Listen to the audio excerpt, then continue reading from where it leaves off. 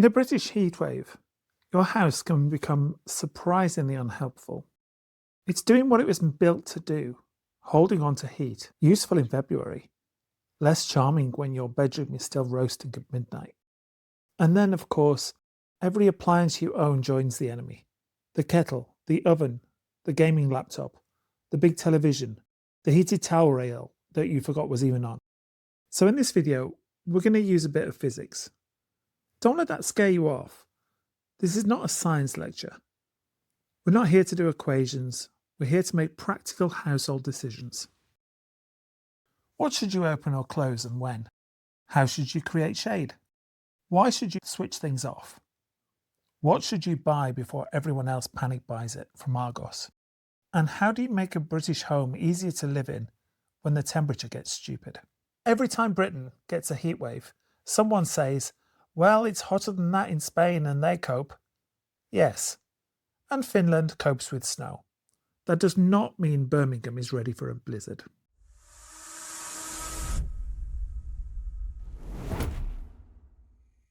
British heatwaves are not dangerous because British people are weak. They're dangerous because the country is built for the wrong problem. So today we're going to look at the house itself. Not heat stroke, not sunscreen, not dogs on pavements, not air conditioner buying guides. Those are coming later in the series. This one is about the building, why it heats up, why it stays hot, why upstairs room can feel cursed, why closing a curtain helps but not as much as shading the outside, why opening windows sometimes is useful and sometimes just inviting the hairdryer indoors, and why the first step in a heatwave is not necessarily buying a new fan. Heat is not just a number on a weather app. It's the number plus the system around it. 30 degrees in one country is not the same experience as 30 degrees somewhere else. A shaded house with shutters, tile floors, and a culture of avoiding the midday sun is not the same system as a British loft room, thick carpet, inside blinds, and everyone pretending it's just a nice day. In hotter countries, the building often starts fighting the heat before you do. The shade is outside the glass. The floors and surfaces are chosen with heat in mind. The layout creates cooler spaces rather than trapping every bit of warmth like a treasured family heirloom. Just as important, the daily rhythm often accepts that the middle of the day may not be the time to do absolutely everything. In Britain, we often have the opposite. Brick homes that hold on to warmth, carpets, loft rooms, conservatories like greenhouses, and curtains or blinds sitting on the inside of the glass. And then we try to just carry on as if it's just nice weather, right up until the shops sell out of fans. We build around cold and damp, not heat. For most of the year, that makes sense. We want to keep warmth in and block drafts. We design houses that do not lose heat too quickly. But in a heat wave, some of those same strengths become liabilities. The house that keeps you warm in winter can become the house that refuses to cool down in summer. The useful move is to understand the system. There are 4 ideas that help a lot. Firstly, radiation. How sunlight gets into the house in the first place. That tells us why shade matters. Secondly, convection. How moving air helps or sometimes does not help. That tells us when windows are useful and when they are just inviting hot air indoors. Thirdly, thermal mass and thermal lag. Why the house keeps giving heat back long after sunset. And fourthly, internal heat gain. The heat you create yourself with appliances, cooking, electronics, and all the normal household activities that suddenly become an issue in August. None of this is abstract science for its own sake. It tells you what to do. Because heatwave advice can otherwise feel like a pile of random tips. One person says close the curtains, another says open the windows. Someone else says do not open the windows, and then you hear about fans, ice packs, cold drinks, and why half the portable air conditioners on the market are apparently terrible. A lot of that advice is good. Some is incomplete. A lot of it depends on timing, and quite a lot depends on the house that you're actually sitting in. So instead of asking, what is the heatwave tip? Ask, what is the problem you're solving right now? You might be trying to keep sunlight out before it becomes indoor heat. Later on, the priority might be getting hot air out, cooling the person rather than the room, stopping the house from charging up all afternoon, or simply not adding more heat yourself. Let's start with radiation, energy traveling from the sun to your house. Some of that energy arrives as visible light, some as infrared, some as ultraviolet. Regardless, sunlight is energy. Some of that energy comes through your windows and falls upon things inside the room. Carpet, curtains, furniture, walls, desk, bed, floor. Those surfaces absorb it and they warm up. Once that's happened, you're no longer just dealing with sunlight outside the house, you're dealing with the heat inside the room. So stop the sunlight before it becomes indoor heat. That's where external shade beats internal shade. If you have an external shutter, an awning, a shade sail, a tree, a balcony, an overhang, or even a safe temporary sheet outside the window, the sunlight is stopped before it gets through the glass and heats the room. That's the gold standard. Most British houses do not have proper external shutters because, again, we built for the wrong problem. But the principle still holds. If sunlight hits the outside shade, the heat remains mostly outside. If sunlight comes through the glass and hits a dark curtain, the curtain may block the glare, but it's now a warm object inside the room. Curtains are still worth using, especially compared with doing nothing. They reduce direct sunlight hitting surfaces deeper in the room, cut glare, make the room more livable, and improves privacy and security. You're not advertising your layout, your electronics, or whether anyone's home. But from a heat point of view, they're not as good as stopping the sunlight before it gets through the window. So the rough hierarchy is simple. Best of all is shade outside the glass, shutters, awnings, shade sails, trees, or anything safe that stops the sunlight before it reaches the window. After that, reflective measures close to the glass can be useful, especially if the shiny side faces outwards. Curtains and blinds inside the room still help, but they're later in the chain. Dark fabric in the room is the weakest option. It may block glare, but it also absorbs heat after the energy has already got inside. The practical question is, which windows are actually allowing in the heat? Not all windows are equal. East-facing windows can make the morning difficult. South-facing windows get a lot of sun. West-facing windows can be brutal in the afternoon and evening, just when the house is already warm. Skylights in roof windows deserve special suspicion because they take direct sun from above. Do not treat the whole house the same. On a hot day, walk around and notice where the sunlight actually falls. Notice which curtains are hot to the touch, which rooms get blasted in the afternoon, which window turns the room into a greenhouse, and which side of the house stays shaded. No complicated equipment required. Start with observation. You can do a lot with a hand on the curtain, a glance at the sun, and a cheap thermometer. The windows are often the easiest place for sunlight to pour in. The first job is to stop as much of it arriving as possible. Heatwave preparedness starts earlier than people think. By the time the room is roasting, you're already managing the consequences. The wind is closing the sunny side before the sun gets there. That means morning action counts. Close curtains and blinds on the sunny side early. Use safe external shade if you have it. If something in the room is sitting in direct sun and soaking up heat, move it if you can. Don't let the bedroom spend all afternoon charging up and then act surprised when it's horrible at midnight. Next, convection. Convection is heat moving by way of moving air. That sounds helpful if we call it a breeze. It sounds less helpful if we call it a hairdryer. And that's the key point. Moving air is not automatically helpful. It depends on the temperature of the air and what you're trying to achieve. How cool it feels and how cool it is are not always the same thing. If it's 35 degrees outside and 28 degrees inside, opening the window might feel better for a moment because you feel air moving across your skin. But you're also inviting hotter air into the house. You've made yourself feel better for a moment while making the building worse. That might be worth it in some circumstances. Comfort counts. But know what trade you're making. Opening a window is not a moral virtue. It's a tool. Use it when the air outside is helping you. The basic rule is simple. When outside is cooler than inside, windows and airflow are your friends. When outside is hotter than inside, be much more cautious. Close the hot side, block sun, and wait for better conditions. As evening arrives and the outside air cools, that may be your chance to ventilate. At night, cooler air can help flush heat out of the house. There are also times when the physics says open the windows, but real life says not so fast. Security, pets, insects, noise, rain, children, or the layout of the property may limit what you can safely open and when. In that case, you may not be able to flush the house properly.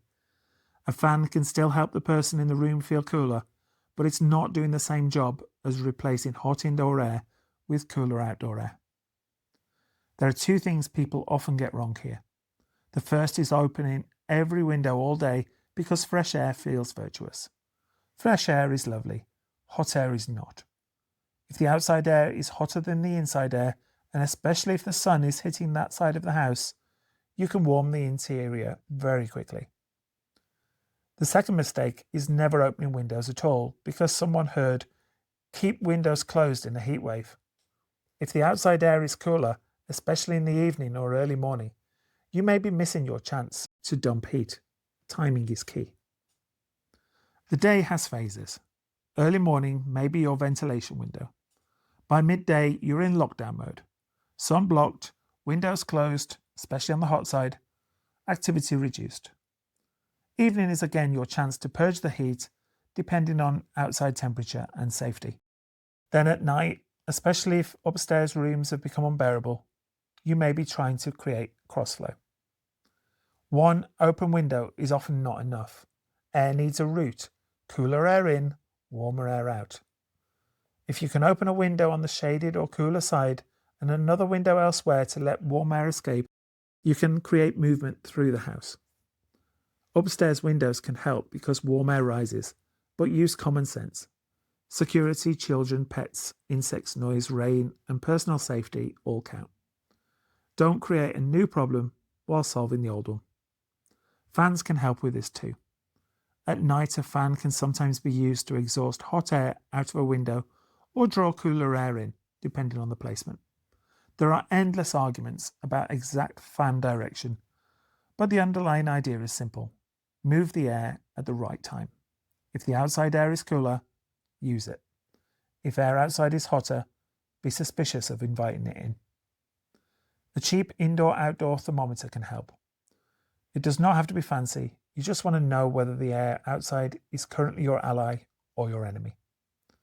Without that, people end up arguing from vibes. One person says, open the window, it's stuffy. Another says, close the window, it's hotter outside. The thermometer settles the argument like a tiny domestic judge. But even without one, you can often feel the difference. Put your hand near the open window. Is the air coming in cooler than the room, or does it feel like the exhaust from a bus? If it feels like a hairdryer, do not invite it in and then act all betrayed when the room gets hotter. Now we get to the bit that makes British houses feel particularly spiteful. Thermal mass and thermal lag. Thermal mass is the ability of materials to absorb and store heat. Heavy materials and structures can soak up heat during the day. Brick, concrete, tiles, paving, roof spaces, walls, furniture, and the building itself. Thermal lag is the delay between heat going in and you suffering from it later. Your house is not just being heated, it's charging up. That's why the heat wave does not necessarily feel over when the sun goes down. Sometimes sunset is when the house starts paying you back. The outside air may be cooling, the light may be fading, but the building has spent hours absorbing heat. The brickwork, loft space, roof, walls, paving, and upstairs rooms now give that heat back slowly. That's why bedrooms can be worst at night.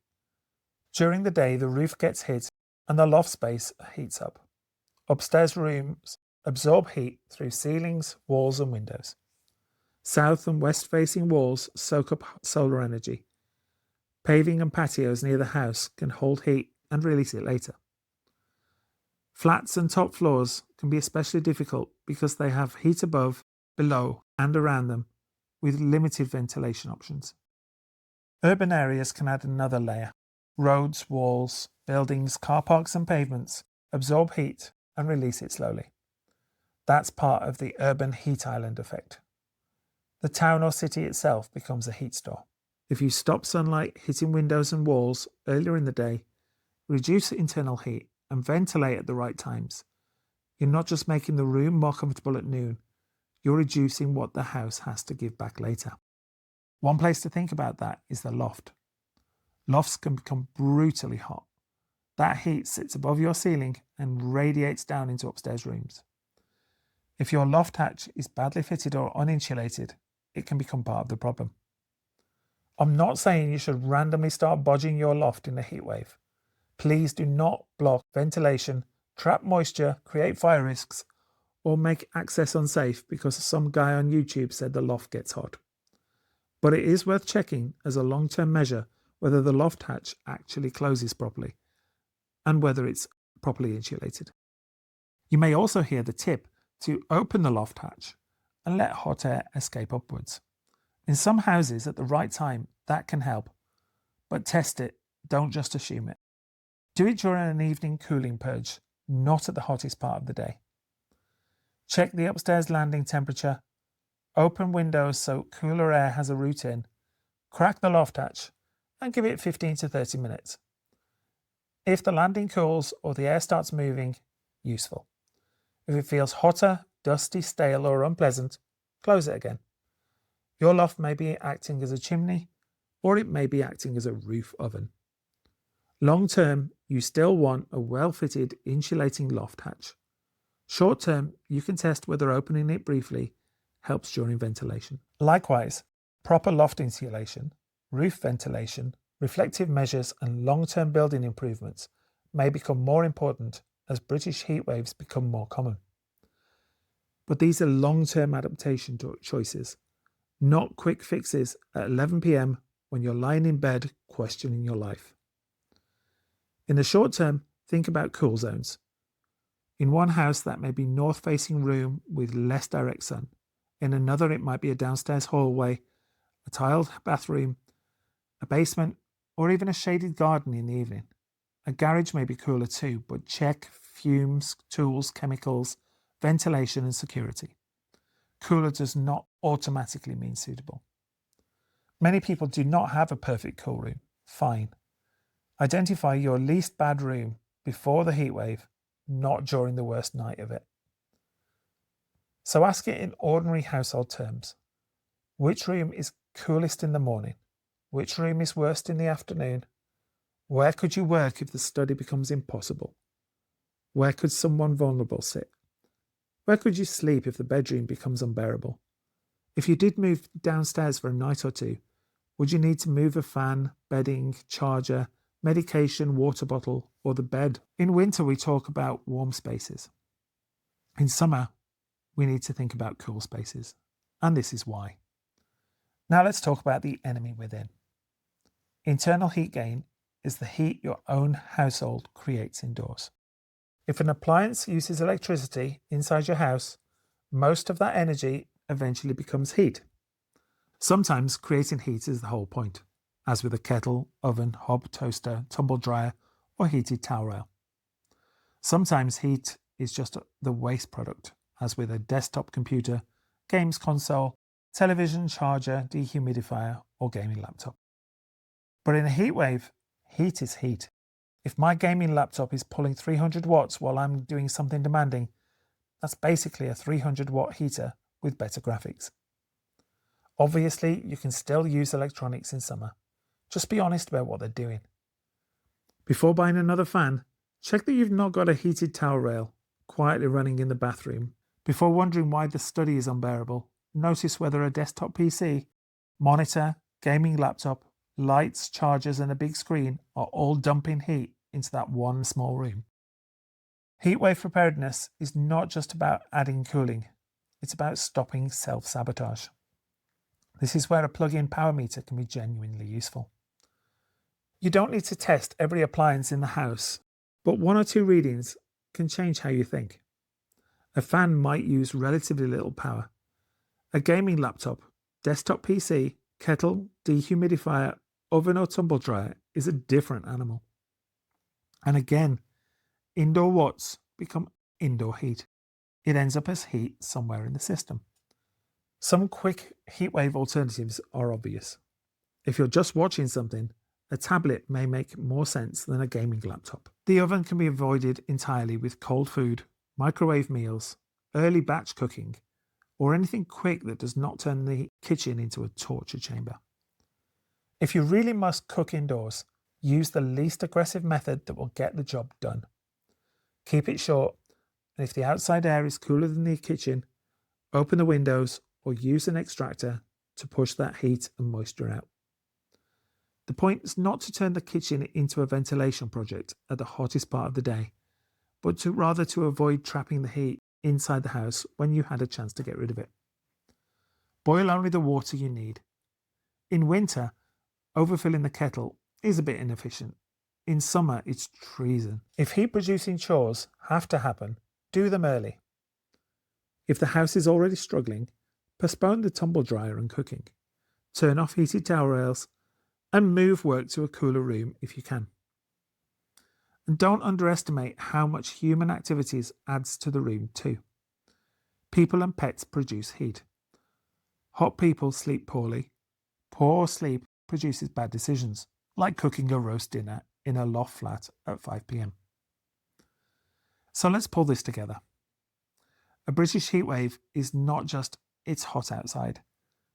It's sunlight entering the home, hot air moving in or cooler air failing to move through, brick and roof spaces charging up during the day, and appliances adding more heat from the outside.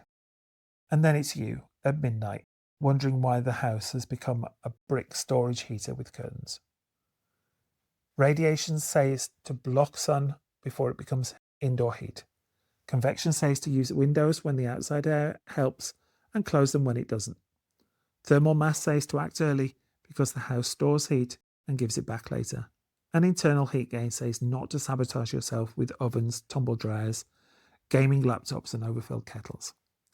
That's the core of this video. Understand the house and fix the right problem. If your bedroom is hot because the west-facing window has been blasted all afternoon, a fan at midnight is only managing the aftermath. You needed shade earlier. If the house is cooler inside rather than outside, opening every window may be making things worse. If the outside air temperature drops in the evening, keeping everything sealed may be wasting your chance to dump some heat. If upstairs is unbearable, maybe the cooler zone is downstairs. If the study's hot, maybe the gaming laptop is not an innocent bystander. And if the house is still hot after sunset, the building may simply have spent all day charging up. That's why heatwave planning needs to start before the worst part of the day. Morning's where you set the house up. Daytime is when you defend it. And evening is where you try to counterattack by releasing heat. Night is when you protect your sleep. And throughout all of that, you reduce the heat you create yourself. If you understand radiation, convection, thermal mass, and internal heat gain, heatwave advice stops being a list of random tips. You start to know why something works, when it works, and when it's just making you feel better while the house gets worse. The house is probably not your enemy, but it's a system. In a British heatwave, that system may be working against you unless you manage it deliberately. Keep sunlight out before it becomes indoor heat. Use windows when the air outside helps. Ventilate when it's cooler and safe. Find the coolest room. Reduce the heat you make indoors. Think about the house early, not after it's spent 12 hours charging up. In a future video, we'll get practical about cooling. We'll talk about fans, spray bottles, ice packs, humidity, dehumidifiers, portable air conditioners, heat pumps, and the very important difference between cooling a room and cooling a person. Once you understand the house, you stop throwing random tips at the problem. You know whether or not you're blocking sun, moving air, dumping stored heat, or stopping yourself adding more. And that's the real point here. In a British heatwave, your house may be built for the wrong problem, but you don't have to manage it blindly. Thanks for watching, and I look forward to our next video.